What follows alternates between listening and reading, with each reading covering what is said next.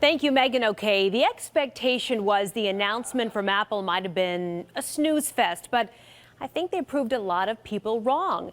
Our tech expert, Dave Hatter, joining me this morning to break down some of the new upgrades. Good morning. Good morning, Kara. Right, there wasn't a huge buildup, or at least not from what I had heard. You know, I think they always try to build these sort of things up, but a lot of the stuff they rolled out yesterday, really there's four major things.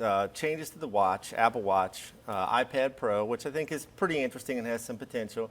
You've got Apple TV, which is kind of all new and also kind of cool, and then the iPhone 6s and 6s Plus. So a lot of this stuff isn't entirely new. It's enhancements to stuff that's out there and some fairly substantial changes. Okay, well, let's break down some of those enhancements. Sure. We're going to start with the iPhone 6s Plus, along with new finishes. What else can we expect? Well, they've made it a lot more powerful. It's got a new processor, so it's up to 90% faster, depending on what it's doing, which I think is a plus. They've added what they call 3D Touch, which used to be called Force Touch, and this is kind of cool. I think I haven't worked with it because I'm not really an Apple guy, I'm more of an Android guy. I don't get it. Break it down. Basically, you know, on most phones, you can swipe and move stuff around and so forth. But with this new interface they've built into it, depending on the amount of pressure you put on it, it can sense that pressure and do different things. And the watch, Apple Watch, already has this. So again, this isn't entirely new, but it's new to the phone. So in theory, it makes the phone more usable. You don't have to go through as many menus to get the stuff.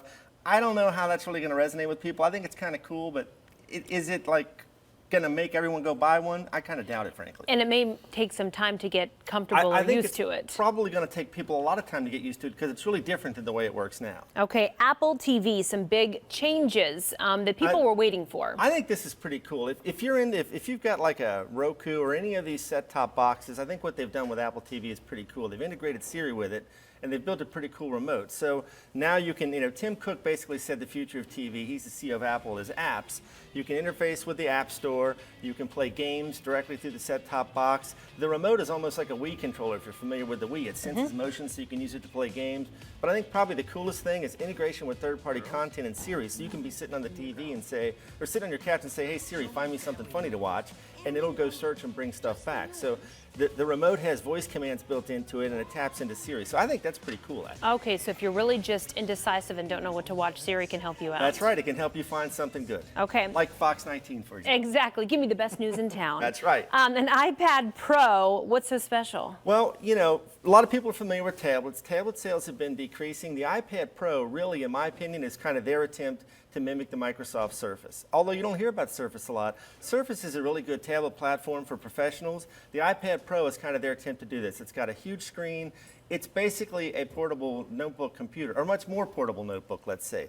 It's smaller, it's faster, it's more powerful. It can integrate with a keyboard. They also rolled out this Apple Pencil thing, which is like a smart stylus that integrates with that device.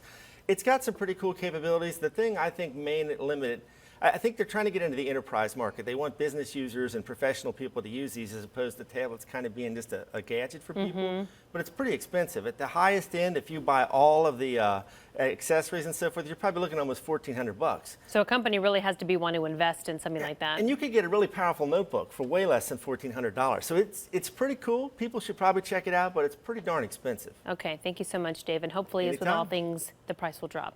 It will. Eventually. I'm sure, yeah. That's Thank the you. key. After the break, we have 4 Reds tickets to give away and the Reds MVP. Get